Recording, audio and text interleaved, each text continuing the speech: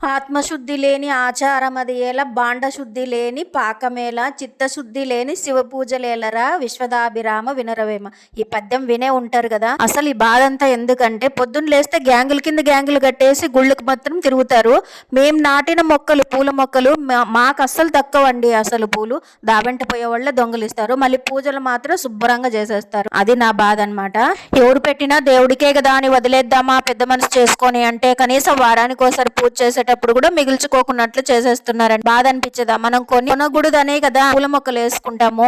అదంతా అటుంచి నేను పొద్దునకైతే చపాతి చిక్కుడుకాయ చేసినాను, మధ్యాహ్నానికి అన్నము పప్పు మిరియాల చారు బెండకాయ చట్నీ పచ్చిమిరపకాయల పప్పు చేసినానండి. వేడి వేడి అన్నంలోన నెయ్యి వేసుకొని అట్లా లూజ్గా పచ్చిమిరపకాయల పప్పు వేసుకొని తింటే లాస్ట్ 2 ముద్దల్లోన గడ్డ పెరుగు వేసుకొని తింటే ఆహా ఇంకంతకన్నా ఇంకేం కావాలి జీవితానికి. ఈ వీడియో నచ్చినట్లయితే ప్లీజ్ లైక్ చేసి ఛానల్ సబ్స్క్రైబ్